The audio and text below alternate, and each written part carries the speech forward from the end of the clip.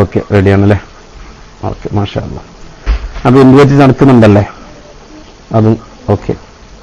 അപ്പൊ നമുക്ക് തുടങ്ങാം. നമ്മൾ സൂറത്ത് തൗബ. ഇനി വേറെ വിഷയത്തിലേക്ക് പോകില്ല. തുടങ്ങിയാൽ പിന്നെ നേരത്തെ ഈ വിഷയം തന്നെ സംസാരിക്കുള്ളൂ. അപ്പൊ ശ്രദ്ധിക്കുക, അല്പസമയം മാത്രം. അത് കഴിഞ്ഞാൽ പിന്നെ നമുക്ക് അടുത്ത വിഷയത്തിലേക്ക് മാറാനുണ്ട്. 1 മണിയാകുമ്പോഴേക്കും നമ്മൾ നെല്ലൂർ ഉസ്താദിന്റെ ക്ലാസ്, റിയാദ് സാലിഹിൻ ക്ലാസ് ഉണ്ടാവും. അതുവരെയുള്ള കുറഞ്ഞ സമയം മാത്രമേ നമുക്കുള്ളൂ. റബ്ബ് സ്വീകരിക്കുമാറാവട്ടെ. ഇപ്പൊ സൂറത്ത് തൗബ ഒരുപാട് ആളുകളുടെ പാശ്ചാത്താപത്തെ പറ്റി പരാമർശിക്കുന്ന സൂറത്താണ് സൂറത്ത് തൗബ. ഒരുപാട് പാശ്ചാത്താപ കഥകളൊക്കെ അതിൽ വിവരിക്കുന്നുണ്ട്. മാത്രമല്ല, ആ സൂറത്ത് തൗബക്ക് സൂറത്തു തൗബ എന്ന പേരല്ലാതെ മറ്റൊരു പേരും കൂടെ ഉണ്ട്. സൂറത്തുൽ ബറാഅത്ത് എന്ന് പറയാറുണ്ട്. ഒരു സൂറത്തിന്റെ തുടക്കത്തിലുള്ള ആയത്തിൽ തന്നെ ബറാഅത്തു മിനല്ലാഹി എന്ന് തുടങ്ങുന്നതാണ്. അതുകൊണ്ട് തന്നെ ആ സൂറത്തിന് സൂറത്തുൽ ബറാഅത്ത് എന്ന പേരും കൂടി രേഖപ്പെടുത്തിയിട്ട് കാണാം. മഹാനായ റസൂലുള്ളാഹി സ്വല്ലല്ലാഹു അലൈഹി വസല്ലമ തങ്ങൾ ആ സൂറത്തിൽ ബിസ്മി രേഖപ്പെടുത്താൻ പറയാത്തതുകൊണ്ട് അതിന്റെ തുടക്കത്തിൽ ബിസ്മി ഇല്ല. 114 സൂറത്തുള്ളതിൽ 114 113 ബിസ്മി കാണാം. അതേസമയത്ത് സൂറത്ത് തൗബയിൽ ബിസ്മി ഉണ്ടാവുകയില്ല. അതുകൊണ്ട് തന്നെ സൂറത്ത് നംലിൽ നോക്കിയാൽ 2 ബിസ്മി കാണുകയും ചെയ്യാം. അപ്പൊ മൊത്തത്തിൽ സൂറത്തിൽ 114 ബിസ്മിയും 114 ഉണ്ട്. എന്നാൽ ബറാഅത്ത് സൂറത്തിൽ ബിസ്മി ഇല്ലതാനും നംല് സൂറത്തിൽ ഒരു ബിസ്മി അധികവുമുണ്ട്. നിങ്ങൾ നോക്കിയാൽ കാണാവുന്നതാണ്. ഏതായിരുന്നാലും ഈ സൂറത്ത് തൗബയുടെ അവസാനത്തിലുള്ള 2 ആയത്തുകൾ ഒഴിച്ച് ബാക്കിയുള്ളതെല്ലാം ഹിജ്റയ്ക്ക് ശേഷം ഇറങ്ങിയതാണ്. അവസാനത്തിലുള്ള 2 ആയത്ത് അത് ഹിജ്റയുടെ മുമ്പ് ഇറങ്ങിയതാണ് എന്നാണ് മഹാന്മാർ രേഖപ്പെടുത്തി വെച്ചിട്ടുള്ളത്. പിന്നെ അതുപോലെ തന്നെ സൂറത്ത് തൗബയുടെ ഒരു പ്രത്യേകത കഴിഞ്ഞ തവണ സൂറത്തുൽ അംഫാൽ പറഞ്ഞ സമയത്ത് നമ്മൾ പറഞ്ഞിരുന്നു. ഏതാണ്? മൻ ഖറഅ സൂറത്തുൽ അംഫാലി വബറാഅത്തൻ ഫഅന ഷഫീഉൻ ലഹു യൗമൽ ഖിയാമ വശാഹിദുൻ അന്നഹു ബരീഉൻ മിനൻ നിഫാഖി വഉതിയ ഹസനാത്തിൻ ബിഅദദി കുല്ലി മുനാഫിഖിൻ വമുനാഫിഖത്തിൻ വകാനൽ അർശു വഹമൽതുഹു യസ്തഗ്ഫിറൂന ലഹു അയ്യാമ ഹയാതിഹി. നമ്മൾ കഴിഞ്ഞ ക്ലാസ്സിൽ ആ വിഷയം സംസാരിച്ചതാണ്. അഥവാ റസൂലുള്ളാഹി തങ്ങൾ പറഞ്ഞു, സൂറത്തുൽ അംഫാലും സൂറത്തുൽ ബറാഅത്തും പാരായണം ചെയ്യുന്ന ആളുകൾക്ക് അന്ത്യദിനത്തിൽ ഞാൻ ശുപാർശ പറയുന്നതും കാപ്പട്യത്തിൽ നിന്ന് അവർ മുക്തരാണെന്നതിന് ഞാൻ സാക്ഷ്യം വഹിക്കുന്നതുമാണ്. എല്ലാ കപടവിശ്വാസികളുടെയും കപടവിശ്വാസികളുടെയും എണ്ണം അനുസരിച്ച് അവർക്ക് നന്മകൾ നൽകപ്പെടുന്നതും അർശും അതിനെ വഹിക്കുന്ന മലക്കുകളും അവർക്ക് വേണ്ടി പാപമോചനത്തിലേക്കുന്നതുമാണ് എന്നൊരു വിഷയം നമ്മൾ കഴിഞ്ഞ പ്രാവശ്യം സംസാരിച്ചു കഴിഞ്ഞതാണ്. അത് ഇങ്ങോട്ടും എടുത്തു വെക്കാവുന്നതാണ്. അപ്പൊ സൂറത്തുൽ ബറാഅത്ത് പറയുമ്പോൾ സൂറത്തുൽ അംഫാലും 2 ഒരുമിച്ച് ചെയ്താലുള്ള കൂലിയാണ് ഈ പറഞ്ഞിട്ടുള്ളത്. പിന്നെ അത് കഴിഞ്ഞതിന് ശേഷം ഇനി ശരിക്കും നിങ്ങൾ നമ്പർ നോട്ട് ചെയ്യുക. സൂറത്ത് തൗബയിലെ 32ാമത്തെ ആയത്ത് അതിങ്ങനെ പരിവാക്കിയാൽ ജനങ്ങൾക്കിടയിൽ നമുക്ക് നല്ല പരിഗണന ഉണ്ടാകും. ആർക്കെങ്കിലും പരിഗണന കുറവാണ് എന്ന് തോന്നിയാൽ, ജനങ്ങൾ നമ്മളെ കൂടുതൽ ശ്രദ്ധിക്കുന്നില്ല, ജനങ്ങൾ നമ്മളെ പരിഗണിക്കുന്നില്ല എന്ന ഒരു രൂപം നമുക്ക് തോന്നുകയാണെങ്കിൽ സൂറത്ത് തൗബയിലെ 32ാമത്തെ ആയത്ത്, സൂറത്ത് തൗബയിലെ 32ാമത്തെ ആയത്ത് നമ്മൾ പതിവാക്കിയാൽ ഈ അവഗണനയിൽ നിന്ന് നമുക്ക് രക്ഷപ്പെടാൻ നല്ലതാണ്. അപ്പൊ 32. പിന്നെ ഉള്ളത് 51.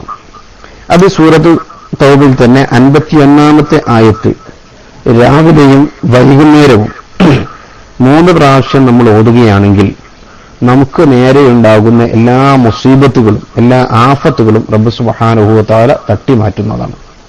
അങ്ങനെ പ്രത്യേകത അതിനുണ്ട്. സൂറത്തു തൗബയിലെ 51ാമത്തെ ആയത്ത് നമ്മൾ പതിവാക്കിയാൽ രാവിലെയും വൈകുന്നേരം 3 പ്രാവശ്യം നമ്മൾ പാരായണം ചെയ്താൽ നമുക്ക് നേരെ ഉണ്ടാകുന്ന ആഫത്തുകളും മുസീബത്തുകളൊക്കെ തട്ടിക്കളയുന്നതാണ്. അതും നമുക്ക് ശ്രദ്ധിക്കാം. അല്ലാഹു സുബ്ഹാനഹു വ തആല തൗഫീഖ് നൽകുമാറാവട്ടെ.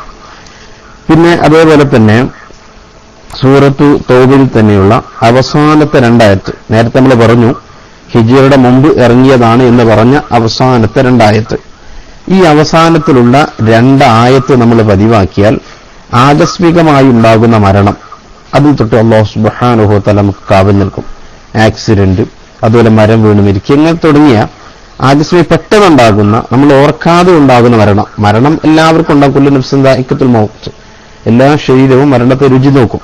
എന്നാൽ അതേസമയത്ത് പെട്ടെന്നുണ്ടാകുന്ന മരണത്തിൽ നിന്ന് നമുക്ക് മോചനം ലഭിക്കാൻ പറ്റിയ ഏറ്റവും നല്ല ആയത്തായി മഹാന്മാരെണ്ണുന്നു ഈ അവസാനത്തിലെ സൂറത്ത് തൗബയുടെ അവസാനത്തിൽ ലഖദ് ജാഅക്കും റസൂലും മിൻ അൻഫുസിക്കും എന്ന് തുടങ്ങുന്ന അവിടുന്ന് അങ്ങോട്ടുള്ള ആ ഭാഗങ്ങൾ നമ്മൾ പതിവാക്കുക. റബ്ബ് തൗഫീഖ് നൽകുമാറാവട്ടെ. പിന്നെ അതുപോലെ തന്നെ തൗബ സൂറത്തിൽ അവസാനത്ത് ഈ പറഞ്ഞ രണ്ടായത്ത്, ഏത് ലഖദ് ജാഅക്കും റസൂലും മിൻ അൻഫുസിക്കും എന്ന് തുടങ്ങിയിട്ടുള്ള ആ രണ്ടായത്ത്, ആ ആയത്ത് നമ്മൾ പതിവാക്കിയാൽ, അത് രാവിലെയും വൈകുന്നേരം നമ്മൾ ഓതിയാൽ, നമ്മൾ എന്ത് കാര്യമാണോ ഉദ്ദേശിക്കുന്നത് ആ കാര്യം റബ്ബ് സുബ്ഹാനഹു വ തആല നിറവേറ്റിത്തരും. നമ്മൾ വിചാരിക്കുന്ന കാര്യങ്ങൾ എന്തൊക്കെയുണ്ടോ അതൊക്കെ റബ്ബ് സുബ്ഹാനഹു വ തആല നിറവേറ്റിത്തരും. അതുകൊണ്ട് തന്നെ സൂറത്ത് തൗബയുടെ അവസാനത്തെ രണ്ട് ആയത്ത് നമ്മളെല്ലാവരും പഠിച്ചു വെക്കുക. അതേപോലെ തന്നെ ചരിത്രത്തിൽ കാണാം, മഹാനാ ശിബ്ലി റളിയല്ലാഹു തആലാന്റെ ചരിത്രത്തിൽ നോക്കിയാൽ കാണാവുന്ന ഒരു ചരിത്രം കാണാം. അതിൽ പറയുന്നുണ്ട് മഹാനവർ റസൂലുള്ളാഹി സ്വല്ലല്ലാഹു അലൈഹി വസല്ലം തങ്ങളെ സ്വപ്നം കണ്ട വിഷയം. അവിടുന്ന് പറയുന്ന വിഷയം, എല്ലാ നിസ്കാര ശേഷവും സ്വലാത്തും മഹാനവറുകൾ സ്വപ്നം കണ്ടും അദ്ദേഹത്തിന് ഇത്രയും വലിയ ആദരവ് കിട്ടാനുമുള്ള കാരണം പറയുന്നത്, എല്ലാ നിസ്കാര ശേഷവും അദ്ദേഹം എന്റെ പേരിൽ മൗലിദ് ഓതുന്നുണ്ട്, സ്വലാത്തും ചൊല്ലുന്നുണ്ട് എന്നതായിരുന്നു. അപ്പൊ എല്ലാ നിസ്കാര ശേഷവും മൗലിദ് ഓതുക, സ്വലാത്ത് ചൊല്ലുക എന്ന് പറഞ്ഞാൽ റസൂലുള്ളാഹി സ്വല്ലല്ലാഹു അലൈഹി വസല്ലമയുടെ മൗലിദ്, റസൂലിനെ കുറിച്ച് പറയുന്ന ഭാഗമാണ്. ലഖദ് ജാഅക്കും റസൂലും മിൻ അൻഫുസിക്കും അസീസുൻ അലൈഹി മാ അനിത്തും ഹരീസുൻ അലൈക്കും ബിൽ മുഅ്മിനീന റഊഫുർ റഹീം എന്ന് തുടങ്ങുന്ന രണ്ട് ആയത്ത് റസൂലിന്റെ മഹത്വങ്ങൾ പറയുന്നതാണ്. അപ്പൊ റസൂലിന്റെ മഹത്വങ്ങൾ എല്ലാ നിസ്കാര ശേഷവും, എല്ലാ ഫർദ് നിസ്കാര ശേഷവും ഈ മഹത്വം പറയുന്നതോടുകൂടെ, ഈ രണ്ട് ആയത്തോടുകൂടെ തന്നെ 3 സ്വലാത്തും കൂടി അദ്ദേഹം പതിവാക്കിയതുകൊണ്ട് റസൂലുള്ളാഹി സ്വല്ലല്ലാഹു അലൈഹി വസല്ലമ തങ്ങളെ സ്വപ്നത്തിൽ കണ്ടിരുന്നു എന്ന് അവിടെ ചരിത്രത്തിൽ കാണാം. അപ്പൊ അതിനുവേണ്ടി നമുക്ക് ഈ ആയത്ത് കാണാതെ പഠിക്കൽ നല്ലതാണ്. അപ്പൊ എല്ലാ നിസ്കാര ശേഷവും നമ്മൾ ഈ ആയത്തുകൾ പതിവാക്കുക. എല്ലാ ഫർദ് നിസ്കാര ശേഷം നമ്മൾ സലാം വീട്ടി കഴിഞ്ഞ ഉടനെ ഈ രണ്ട് അവിടെ ബിസ്മി ചൊല്ലരുത്, പ്രത്യേകം ഓർമ്മിക്കുക. ബിസ്മി ചൊല്ലേണ്ട. ലഖദ് ജാഅക്കും മുതൽ ഓതിയിട്ട് ലഖദ് ജാഅക്കും മുതൽ അങ്ങ് തുടങ്ങിയാൽ മതി. അത് ഓതി കഴിഞ്ഞതിന് ശേഷം 3 സ്വലാത്തും കൂടെ നമ്മൾ ചൊല്ലുക. ഇത് കഴിഞ്ഞാൽ ഇങ്ങനെ നമ്മൾ തുടർച്ചയായി ചെയ്യുകയാണെങ്കിൽ റസൂലുള്ളാഹി സ്വല്ലല്ലാഹു അലൈഹി വസല്ലം തങ്ങളെ സ്വപ്നത്തിൽ കാണാൻ നമുക്ക് കഴിയും. അത് ലഖദ് ജാഅക്കും റസൂലും മിൻ അൻഫുസിക്കും അസീസുൻ അലൈഹി മാ അനിത്തും ഹരീസുൻ അലൈക്കും ബിൽ മുഅ്മിനീന റഊഫുർ റഹീം ഫഇൻ തവല്ലൂ ഫഖൽ ഹസ്ബിയല്ലാഹു ലാ ഇലാഹ ഇല്ലാ ഹുവ അലൈഹി തവക്കൽതു വഹുവ റബ്ബുൽ അർശിൽ അളീം എന്ന് വരെ നമ്മൾ ചൊല്ലണം. ഇതാണ് ഇത് തൗബ സൂറത്തുമായി സംബന്ധിച്ച് നമ്മൾ പ്രത്യേകമായി എണ്ണുന്ന കുറച്ച് ആയത്തുകൾ. റബ്ബ് സുബ്ഹാനഹു വ തആല ഇത് മനസ്സിലാക്കാനുള്ള ഭാഗ്യം നമുക്ക് എല്ലാവർക്കും നൽകുമാറാവട്ടെ. ഇത് ജീവിതത്തിൽ പകർത്തി വിജയിക്കാൻ അല്ലാഹു നമുക്ക് എല്ലാവർക്കും തൗഫീഖ് ചെയ്യുമാറാവട്ടെ. ഇനി 10ാമത്തെ സൂറത്താണ് നമുക്ക് ചർച്ച ചെയ്യാനുള്ളത്. 10ാമത്തെ സൂറത്ത് സൂറത്ത് യൂനുസ്. സൂറത്ത് യൂനുസ് ആണ് 10ാമതായി കാണുന്ന സൂറത്ത്. അതായത് നീനവ അല്ലെങ്കിൽ നാനവ ഇങ്ങനെയൊക്കെ പറയാറുണ്ട്. നാനവ അല്ലെങ്കിൽ നീനവ, ഈ രണ്ട്, ഇത് ഏതായാലും വേണ്ടില്ല, 2 പേരിലും അറിയപ്പെടുന്നു. ഈ രാജ്യത്തിലേക്ക്, ഈ നാട്ടിലേക്ക് അയക്കപ്പെട്ട പ്രവാചകനാണ് നബിയുള്ളാഹി യൂനുസ് അലൈഹിസ്സലാം. ഈ യൂനുസ് നബി അലൈഹിസ്സലാമിന്റെ ചരിത്രങ്ങൾ, അവിടുത്തെ ജനത അദ്ദേഹത്തോട് ചെയ്ത കാര്യങ്ങളും, അദ്ദേഹം അവിടുന്ന് ഓടിപ്പോണ്ടി വന്നതും, അത് മത്സ്യവറ്റിൽ അകപ്പെട്ടതും, ഈ വിഷയങ്ങൾ പലതും ഈ സൂറത്തിലൂടെ പ്രതിപാദിക്കുന്നുണ്ട്. അതുകൊണ്ട് തന്നെ മഹാനായ നബിയുള്ളാഹി യൂനുസ് നബി അലൈഹി സ്വലാത്തു വസ്സലാമിന്റെ പേരാണ് ഈ സൂറത്തിന് കൊടുത്തിട്ടുള്ളത്. ഇതിൽ 109 അല്ലെങ്കിൽ 110 ആയത്തുകളാണ് ഉള്ളത്. 2 രൂപവും കാണാം. റസൂലുള്ളാഹി സ്വല്ലല്ലാഹു അലൈഹി വസല്ലം തങ്ങൾ പറഞ്ഞു, മൻ ഖറഅ സൂറത്ത് യൂനുസ് ഉഅതിയ മിനൽ അജ്രി 10 ഹസനാത്തിൻ ബിഅദദി മൻ സദ്ദഖ ബിയൂനുസ വകദ്ദബ ബിഹി വബിഅദദി മൻ ഗരിഖ മഅ ഫിർഔൻ. റസൂലുള്ളാഹി സ്വല്ലല്ലാഹു അലൈഹി വസല്ലം തങ്ങൾ അവിടെ പഠിപ്പിക്കുന്ന വിഷയമാണ്. റസൂലുള്ളാഹി തങ്ങൾ പറയുന്നു, മൻ ഖറഅ സൂറത്ത് യൂനുസ, യൂനുസ് സൂറത്ത് ആരെങ്കിലും ഓതിയാൽ, ഉഅതിയ മിനൽ അജ്രി 10 ഹസനാത്തിൻ, ആ യൂനുസ് നബി അലൈഹി സ്വലാമിന്റെ ആ സൂറത്ത് പ്രതിപാദിക്കുന്ന ആ സൂറത്ത് ആരെങ്കിലും ഓതിയാൽ അവന് 10 ഹസനത്ത് കിട്ടും. എങ്ങനെയാണ് 10 ഹസനത്ത് കിട്ടുന്നത്? അത് ബിഅദദി മൻ സദ്ദഖ ബിയൂനുസ വകദ്ദബ ബിഹി, യൂനുസ് നബി അലൈഹി സ്വലാമിനെ വിശ്വസിക്കുകയും യൂനുസ് നബി അലൈഹി സ്വലാമിനെ അവിശ്വസിക്കുകയും ചെയ്തവരുടെ എണ്ണത്തിനനുസരിച്ച് അവരെത്ര ആളുകൾ ഉണ്ടായിരുന്നോ, യൂനുസ് നബിയെ വിശ്വസിക്കുകയും യൂനുസ് നബിയെ അവിശ്വസിക്കുകയും ചെയ്ത ആ കാലഘട്ടക്കാരായ ആളുകൾ എത്ര ആളുകൾ ഉണ്ടായിരുന്നോ അവരുടെ എണ്ണത്തിന്റെ 10 ഇരട്ടി കൂലിയാണ് നമുക്ക് കിട്ടാൻ പോകുന്നത്. മാത്രമല്ല റസൂലുള്ളാഹി പറഞ്ഞു, വബിഅദദി മൻ ഗരിഖ മഅ ഫിർഔൻ, ഫിർഔൻ എന്ന ഫറോവ ചക്രവർത്തിയുടെ കൂടെ മുങ്ങി മരിച്ചവർ എത്ര ആളുണ്ടോ അവരുടെ എണ്ണവും, അതെത്ര ആയിരക്കണക്കിന് 10,000കണക്കിന് എത്ര ആളുണ്ട് അത്ര ആളുകളുടെ ആ ആളുകളുടെ എണ്ണത്തിനനുസരിച്ചുമുള്ള പ്രതിഫലമാണ് റബ്ബ് സുബ്ഹാനഹു വ തആല നമുക്ക് നൽകാൻ പോകുന്നത്. അപ്പൊ അതുകൊണ്ട് തന്നെ യൂനുസ് സൂറത്തിലെ ഓതിയാൽ ഇങ്ങനെ കുറെ പ്രതിഫലം നമുക്കുണ്ട്. റബ്ബ് ആ പ്രതിഫലം കിട്ടുന്നവര് നമ്മെ ഉൾപ്പെടുത്തി പെരുമാറാവട്ടെ. അതേപോലെ തന്നെ ഈ സൂറത്ത് യൂനുസിൽ തന്നെ 12ാമത്തെ ആയത്ത്, സൂറത്ത് യൂനുസിലെ 12ാമത്തെ ആയത്ത്, ഇത് നമ്മൾ പതിവാക്കുകയോ അല്ലെങ്കിൽ അത് പിഞ്ഞാണമൊക്കെ എഴുതി കുടിക്കുകയോ ചെയ്താൽ നമുക്ക് ശരീരത്തിലുണ്ടാകുന്ന ഒരുപാട് വേദനകൾ, പല ഭാഗത്ത് പല ആളുകളും പല വേദനയും പറയും. മുട്ടുവേദന, പുറം വേദന, ഊരവേദന, അവിടെ വേദന, ഇവിടെ വേദന, വേദനകൾ ഒരുപാടാണ്. എല്ലാവരും വേദനയുടെ ആളുകളാണ്. പള്ളിയിലൊക്കെ പോയാലാണ് ഓരോ ആളുകളും നിസ്കരിക്കുന്ന കാണുമ്പോൾ ചോദിച്ചാൽ അവർക്ക് ഒരുപാട് വേദനകളാണ്. ഏതായിരുന്നാലും ഈ വേദനകൾക്കൊക്കെ ശമനം കിട്ടാൻ ഏറ്റവും നല്ലതാണ് സൂറത്ത് യൂനുസിലെ 12ാമത്തെ വചനം. അപ്പൊ സൂറത്ത് യൂനുസിലെ 12ാമത്തെ വചനം നമ്മൾ ഓതുക. അങ്ങനെ ഓതുക, അതുപോലെ തന്നെ എഴുതി പിഞ്ഞാണം എഴുതി കുടിക്കുക. ഇതൊക്കെ ചെയ്താൽ നമുക്ക് ഈ വേദനകൾക്കൊക്കെ ശമനം ലഭിക്കും. പഴയ കാലത്ത് ഒക്കെ ആ രൂപത്തിലാണ് ചെയ്തിരുന്നത്, ആ രൂപത്തിലാണ് പഴയ ആളുകളൊക്കെ ചെയ്തിരുന്നത്. അങ്ങനെ ചെയ്തുകൊണ്ടാണ് അവർക്ക് കൂടുതൽ ആരോഗ്യമുള്ള ആളുകളായിരുന്നത്. ഇന്നതെല്ലാം മാറി നമ്മൾ ഇംഗ്ലീഷിന് പിന്നാലെയും ഇതുപോലത്തെ ഇസ്മിയ ചികിത്സകളൊക്കെ ഒഴിവാക്കുന്നത് കൊണ്ടാണ് പലപ്പോഴും നമുക്ക് ഒരുപാട് പ്രശ്നങ്ങൾ വന്നു ചേരുന്നത്. ഏതായിരുന്നാലും നമ്മൾ കഴിവിന്റെ പരമാവധി ഇതിലേക്കൊക്കെ വന്നാൽ ഏറ്റവും നല്ലതാണ്. അപ്പൊ സൂറത്ത് യൂനുസിലെ 12ാമത് നമ്മൾ നോട്ട് ചെയ്യുക. അതേപോലെ തന്നെ സൂറത്ത് യൂനുസ് തന്നെ വേറൊരു ആയത്തുണ്ട്, ഏതാണ് 81ാമത്തെ ഒരു ആയത്ത് സൂറത്ത് യൂനുസിൽ. അത് സിഹ്ർ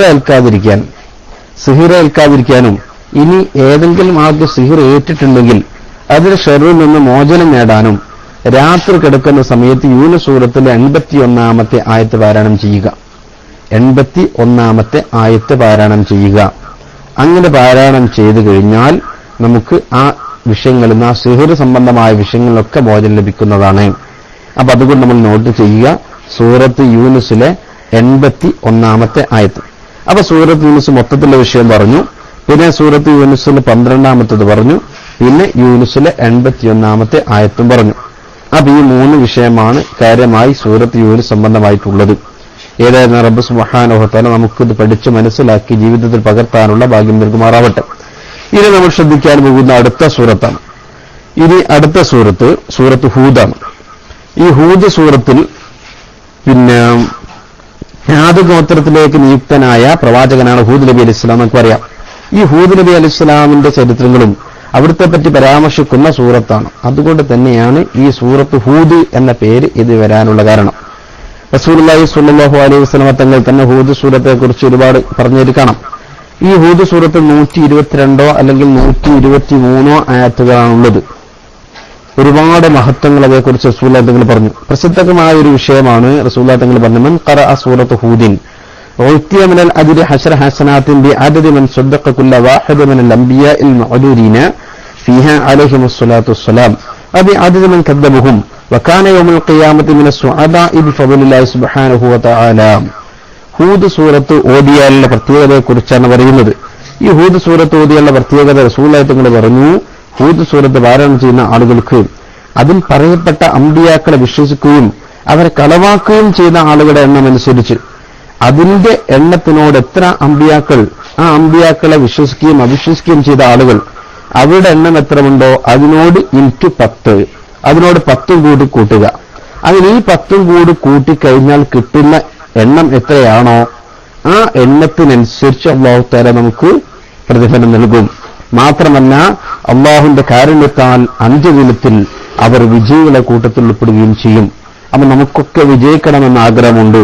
അല്ലാഹു സുബ്ഹാനഹു വ തആല നമ്മൾ എല്ലാ നിലയിലും വിജയിപ്പിച്ചുതരികയും ചെയ്യുമാറാവട്ടെ. അപ്പൊ അതുകൊണ്ട് തന്നെ സൂറത്ത് ഹൂദ് നമ്മൾ പതിവാക്കുന്നത് ഏറ്റവും നല്ലതാണ്. കഴിഞ്ഞതിന്റെ പരമാവധി എല്ലാം പറഞ്ഞു ഉസ്താദെ, 114 സൂറത്തും എണ്ണി പറയും എല്ലാം പതിവാക്കണം എന്ന് പറയുന്നുണ്ടല്ലോ. അതെല്ലാം പതിവാക്കാൻ നമുക്കൊരു ദിവസം കൊണ്ട് കഴിയോ എന്ന് ചോദിക്കുമ്പോൾ അപ്പോഴാണ് നമ്മൾ മനസ്സിലാക്കേണ്ട ഒരു വിഷയം, എല്ലാ നിസ്കാര ശേഷം നമ്മൾ ഖുർആൻ ഓതുക. അങ്ങനെ ഖുർആൻ ഓതുകയാണെങ്കിൽ നമുക്കെല്ലാം പതിവായി വരും. ചിലപ്പോൾ ഒരു മാസം കൊണ്ട് മൊത്തം ഖുർആൻ ഖത്മ് ചെയ്യും. അപ്പൊ ഇതിന്റെ എല്ലാ പ്രതിഫലം നമുക്ക് കിട്ടും. പിന്നെ അതുപോലെ തന്നെ ഈ എണ്ണി പറഞ്ഞ ഏതെങ്കിലും പ്രത്യേകമായ സൂറത്തുകൾ, ആയത്തുകൾ ഇത് നമ്മൾ നോട്ട് ചെയ്ത് വെക്കുകയാണെങ്കിൽ ആ ആയത്തുകൾ മാത്രം ഓതിയാൽ ആ പറഞ്ഞ കൂലി നമുക്ക് കിട്ടുകയും ചെയ്യും. മാത്രമല്ല ഖുർആന്റെ പ്രതിഫലം വേറെയും കിട്ടും. അപ്പൊ അങ്ങനെ വരാൻ മെച്ചങ്ങൾ അതിലുണ്ട്. അപ്പൊ അത് നമുക്ക് മനസ്സിലാക്കി. ഇങ്ങനെ ചിലപ്പോൾ ചോദ്യം വരാം, ഇതെല്ലാം കൂടി നമ്മളെങ്ങനെ പതിവാക്കി. ഇപ്പം നമ്മൾ 11 സൂറത്ത് പറഞ്ഞു. ഈ 11 സൂറത്തും അല്ലെങ്കിൽ ഓർത്തെടുക്കുമ്പോൾ നമുക്ക് പിന്നെ ജോലിക്കൊന്ന് പോകണ്ടേ? അത് നിങ്ങൾ ചിന്തിക്കേണ്ട. അതിനാണ് ഏറ്റവും നല്ല നമ്മൾ ദിവസവും ഓരോ നിസ്കാര ശേഷവും നമ്മൾ 2 കഷ്ണം വീതം ഓതുകയാണെങ്കിൽ റബ്ബൻ നമുക്ക് അതിനെ തൗഫീഖ് ചെയ്യുമാറാവട്ടെ. ഈ കഷ്ണം വീതം നമ്മൾ ഓതുകയാണെങ്കിൽ നമുക്കൊരു ദിവസം ജുസ് തീർക്കാം. അങ്ങനെ ആകുമ്പോൾ ഒരു മാസം കൊണ്ട് നമുക്ക് എന്ത് ചെയ്യും, ഒരു ഖത്തമ് തീർക്കാം. അപ്പൊ ഒരു മാസത്തിൽ ഇതിങ്ങനെ ദൗറായിട്ട് ഇങ്ങനെ വരും. അപ്പൊ എല്ലാ സൂറത്തും മാറി മാറി മാറി മാറി ഇങ്ങനെ വന്നുകൊണ്ടിരിക്കും. അപ്പൊ എല്ലാ ദിവസവും നമുക്ക് കൂലി കിട്ടുകയും ചെയ്യും. അപ്പൊ അങ്ങനെ കുറെ മെച്ചങ്ങൾ ഇതുകൊണ്ടുണ്ട്. അതുകൊണ്ട് തന്നെ നമ്മൾ ഈ വിഷയങ്ങൾ പ്രത്യേകം ശ്രദ്ധിക്കുക. അല്ലാഹു സുബ്ഹാനഹു വ തആല വിജയിക്കുന്നവരിൽ നമ്മെ ഉൾപ്പെടുത്തി പെരുമാറാവട്ടെ.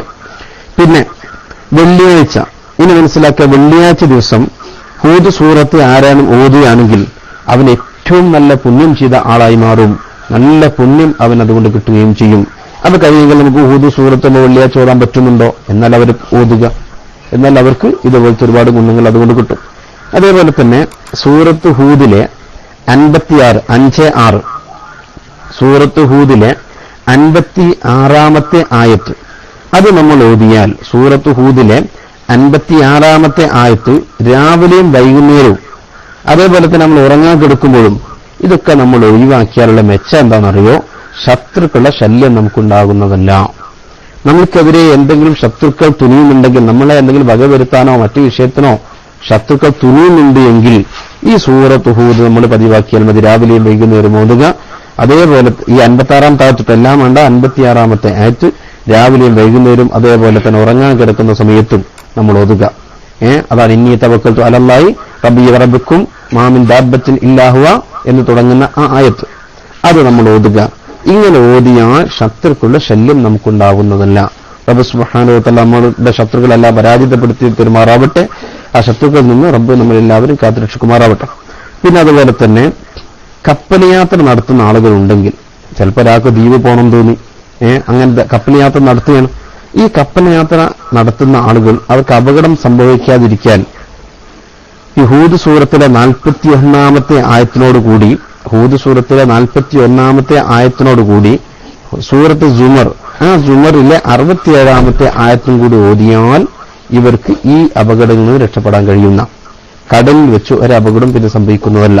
സൂറത്ത് ഹൂദിലെ 41-ഉം അതേപോലത്തെ സുമർ സൂറത്തിലെ 67-ാമത്തെ ആയത്തും കൂടി ഓതുക.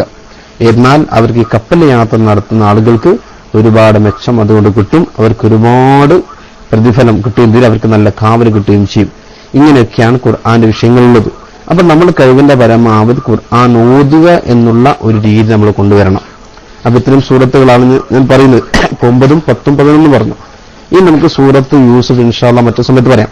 അപ്പൊ നമ്മൾ ഇതുവരെയുള്ള വിഷയങ്ങൾ നമ്മൾ മനസ്സിലാക്കേണ്ടത്, ദിവസത്തിന്റെ കഴിവിന്റെ പരമാവധി നമുക്ക് എത്രത്തോളം ഓതാൻ കഴിയുമോ അത്രയും നമ്മൾ ഓതുക. ഇനി ഓതാൻ ഒരാൾക്ക് കഴിയുന്നില്ലെങ്കിലോ, ഒരാൾക്ക് പൂർണ്ണമായിട്ട് ഓതാൻ കഴിയുന്നില്ല, എന്നൊരു കഷ്ണമെങ്കിലും ഓതാൻ നോക്കുക. ഇനി ഒരു കഷ്ണം അയാൾക്ക് സമയമില്ല ഓതാൻ, എന്നാൽ അയാൾ മുസ്ഹഫ് ഒന്ന് മറച്ചു പിടിച്ചിട്ട് ഒന്ന് നോക്കിയെങ്കിലും ചെയ്യുക. ഒന്ന് മറച്ച് നോക്കിയെങ്കിലും ചെയ്യുക. ഇനി നോക്കാനും അയാൾക്ക് സമയമില്ലെങ്കിലോ, ചിലപ്പോൾ അങ്ങനെയും തിരക്കുള്ള ആൾ നോക്കാനും സമയമില്ല, മുസ്ഹഫ് ഒന്ന് മറച്ചു നോക്കാനും സമയമില്ല, എന്നാൽ അയാൾ മുസ്ഹഫ് ഒന്ന് എടുത്ത് ഒന്ന് ചുംബിക്കുക തന്നെയെങ്കിലും വേണം. ഇനി അതുമില്ലെങ്കിൽ ഒന്ന് എത്തി നോക്കുന്ന രൂപത്തിൽ ദിവസവും ഒന്ന് ഖുർആനിലേക്ക് ഒന്ന് വെറുതെ ഒരു നോട്ടം പായിപ്പിക്കുന്ന ആ രൂപങ്ങളിൽ നമ്മൾ മുസ്ഹഫിനെ കണ്ടെത്തണം. അത്രയും ഖുർആൻ നമ്മൾ ബഹുമാനിച്ചു കൊള്ളണം. നമ്മൾ നിത്യജീവിതത്തിൽ നമ്മുടെ ഒരു ഭാഗമായി ഖുർആൻ നമ്മളെ മാറ്റിയെടുക്കണം.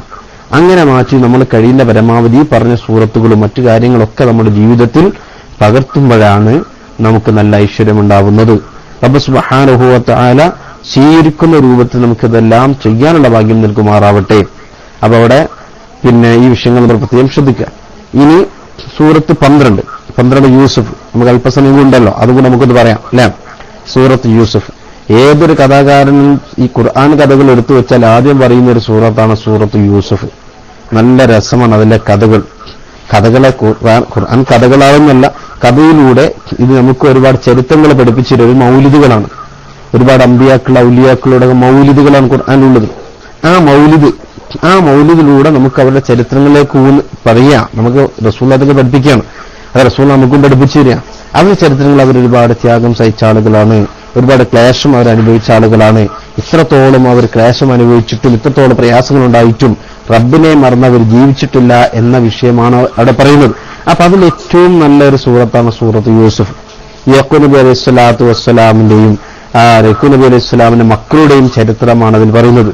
പ്രിയപ്പെട്ട മകനായ യൂസുഫ് നബി അലൈഹി സ്വലാം, ഈ യൂസുഫ് നബി അലൈഹി സ്വലാമിനോട് ഈ കൂടുതൽ പ്രിയം ഉപ്പക്കുണ്ടോ എന്ന ഒരു തെറ്റിദ്ധാരണ മക്കൾക്ക് വരികയും ഈ തോന്നലുണ്ടാവുകയും അതുകൊണ്ട് തന്നെ ജ്യേഷ്ഠ സഹോദരന്മാരായ മറ്റുള്ള ആളുകൾ എല്ലാവരും കൂടി യൂസുഫ് നബി അലൈഹി ഇസ്ലാമിനെ കൊല്ലാൻ തീരുമാനിക്കുകയും ചെയ്ത ചരിത്രം അതെല്ലാവർക്കും അറിയുന്നതാണ്. ആ അറിയാത്ത ആളുകളുണ്ടോ എന്ന് സംശയമാണ്. യൂസുഫ് നബി അലൈഹി ഇസ്ലാമിന്റെയും സുലൈഖാബിയുടെയും ചരിത്രം അറിയാത്തവരുണ്ടോ? പ്രയാസം. കാരണം ഏത് കഥാകാരൻ വരെ മറ്റുള്ളതൊക്കെ ഒഴിവാക്കിയിട്ട് ഇത് വളരെ കൂടുതൽ വർണ്ണിച്ചുകൊണ്ട് പ്രേമകഥയായിട്ട് എഴുതും. അതൊക്കെ ശ്രദ്ധിക്കണം. ഖുർആനാണ് നമ്മൾ പറയുന്നത്. വളരെ കൂടുതൽ ശ്രദ്ധിച്ച് കൈകാര്യം ചെയ്യേണ്ട വിഷയമാണ്. ഏതായിരുന്നാലും സൂറത്ത് യൂസുഫില് 111 ആയത്തുകളാണ് ഉള്ളത്. 111 ആയത്തുകളാണ് സൂറത്ത് യൂസുഫിലൂടെ അല്ലാഹു തആല പറയുന്നത്. ഈ യൂസുഫ് സൂറത്ത് നമ്മൾ പഠിക്കുന്നതിന്റെയും പാരായണം ചെയ്യുന്നതിന്റെയും മഹത്വങ്ങൾ ഒരുപാട് മഹത്വമുണ്ട്. ആ കഥ പറയുന്നത് പോലത്തെ ഒരുപാട് മഹത്വങ്ങൾ അതിനുണ്ട്. റസൂലുള്ളാഹി തങ്ങൾ പറഞ്ഞു, അല്ലിമു അരിഖാഅക്കും സൂറത്ത് യൂസുഫ്. റസൂലുള്ളാഹി പഠിപ്പിച്ചതാണ്. എന്താ? നിങ്ങളുടെ അടിമകൾക്ക് നിങ്ങൾ യൂസുഫ് സൂറത്ത് പഠിപ്പിക്കുകയും. അടിമകൾക്ക് എന്ന് പറഞ്ഞാൽ നമുക്ക് മക്കൾക്ക് നമ്മൾ പഠിപ്പിക്കാം. നമ്മൾക്കിപ്പോ അടിമകളില്ല. അപ്പൊ നമ്മൾ നമ്മുടെ മക്കൾക്ക് സൂറത്ത് യൂസുഫ് പഠിപ്പിക്കുകയും. അപ്പൊ സൂറത്ത് യൂസുഫ് നമ്മുടെ മക്കൾക്ക് പഠിപ്പിക്കണം. കാരണം ഫഇന്നഹു അയ്യുമാ മുസ്ലിമിൻ തലാഹ വഅല്ലമഹ അഹ്ലുഹു വമാ മലക്കത് യമീനുഹു ഹബ്ബനല്ലാഹു അലൈഹി സക്കറാത്തുൽ മൗത്ത്. റസൂലുള്ളാഹി പറഞ്ഞു, കാരണം അത് പാരായണം ചെയ്യുകയും വീട്ടുകാർക്കും അടിമകൾക്കും അത് പഠിപ്പിച്ചു കൊടുക്കുകയും ചെയ്യുന്ന ഏതൊരു മുസ്ലിമിനും അല്ലാഹു മരണത്തിന്റെ കാഠിന്യം എളുപ്പമാക്കി കൊടുക്കും. അപ്പൊ അല്ലാഹു തആല മരണത്തിന്റെ കാഠിന്യം എളുപ്പമാക്കി കൊടുക്കും ഇത് പഠിപ്പിച്ചു കൊടുത്താൽ. ഇത് നമ്മൾ പഠിപ്പിക്കുക. വഅതാഹുല്ലാഹുൽ ഖുവ്വത അല്ലാ യഹ്സുദ മുസ്ലിമൻ. റസൂലുള്ളാഹി തങ്ങൾ പറഞ്ഞു, ഈ കാഠിന്യം എളുപ്പമാക്കി കൊടുക്കുക എന്ന് മാത്രമല്ല, അവരോട് പറഞ്ഞു ഒരു മുസ്ലിമിനോടും അസൂയ വെക്കാതിരിക്കാനുള്ള ശക്തി അല്ലാഹു തആല അവന് നൽകുന്നതാണ്. ഇവിടെയാണ് നമ്മുടെ വിഷയം കിടക്കുന്നത്. ഈ അസൂയ എന്ന് പറഞ്ഞാൽ വല്ലാത്ത പ്രശ്നമുണ്ടാക്കുന്ന വിഷയം. എല്ലാവർക്കും അസൂയല്ലാത്ത ഒരാൾ ചെറിയൊരു ഉയർച്ച, ഒരാൾക്ക് ഉയർച്ച എന്നാൽ അപ്പം മറ്റൊരു അസൂയ. അവനങ്ങനെ എന്നേക്കാൾ വലുതാകാൻ പറ്റുമോ? പറ്റൂല. അവനെങ്ങനെയും താഴെ ഇറക്കണം. അവനങ്ങനെ വിട്ടാൻ പറ്റൂല, അവനെ താഴെ ഇറക്കണം. ഈ ഒരു ചിന്തയാണ് പലപ്പോഴും ഉള്ളത്. ഒരാൾക്ക് അല്ലാഹു തആല കുറേ അമറ്റ് ചെയ്ത് അല്ലാഹു തആല അദ്ദേഹം ഉയർത്തി. മൻ തവാള റഫഅല്ല, അല്ലേ? നമുക്കറിയാം. മൻ തകബ്ബറ വല്ലാഹു. ആരെങ്കിലും കിബിർ കാണിച്ചാൽ അല്ലാഹു തആല അവനെ താഴ്ത്തിക്കളയും. ആരെങ്കിലോ തവാളു കാണിച്ചാലോ വിനയം കാണിച്ചാലോ അല്ലാഹു തആല ഉയർത്തുകയും ചെയ്യും. അപ്പൊ ഇതാണ് നമ്മൾ കണ്ടുകൊണ്ടിരിക്കുന്ന എല്ലാ വിഷയവും. അങ്ങനെ തന്നെ അല്ലാഹു തആല ചില ആളുകൾക്ക് വലിയ ഉന്നത പദവി കൊടുക്കും. ചിലപ്പോൾ അമേരിക്കയിലും സുഡാനിലും ഇവിടെ എല്ലാ രാജ്യത്തും പോകാനും അവിടെ നടക്കുന്ന എല്ലാ സുന്നജമാഅത്തും എല്ലാ പരിപാടിയിൽ പങ്കെടുക്കാനും ഇതൊക്കെ ചില ആളുകൾക്ക് എന്ത് ചെയ്യും? അങ്ങോട്ട് അല്ലാഹു തആല തൗഫീഖ് ചെയ്ത് കൊടുക്കും. ഈ തൗഫീഖ് ചെയ്യുന്നത് കണ്ടിട്ട് നമ്മൾ പോകാൻ കഴിഞ്ഞിട്ടില്ല എന്ന് വിചാരിച്ചിട്ട് നമ്മൾ അദ്ദേഹത്തോട് അസൂയ വെക്കുകയാണ് വേണ്ടത്. അല്ല, അല്ലാഹു തആല ആയത്ത് നിഅമത്ത് ചെയ്ത് അവരെ ബർക്കത്തിന് അല്ലാഹു നമ്മളെ നന്നാക്കട്ടെ എന്ന് ദുആ ചെയ്യാണ് അവിടെ വേണ്ടത്. അതേസമയത്ത് അവരോട് അസൂയ വെക്കാൻ പാടുണ്ടോ? ഒരിക്കലും നമ്മൾ അങ്ങനെ വെക്കാൻ പാടില്ല. ചില ആളുകൾ പല സ്ഥലത്തും പോവും. അത് പോയത് അബദ്ധത്തിലാകുകയും ചെയ്യും. അതെന്തോ വിഷയമാവട്ടെ. അപ്പൊ നമ്മൾ ശ്രദ്ധിക്കേണ്ട വിഷയം ഇതാണ്. ഈ അസൂയ വന്നാൽ അവൻ താഴ്ന്നു പോവുകയുള്ളൂ, ഒരിക്കലും ഉയർന്നു പോവുകയില്ല.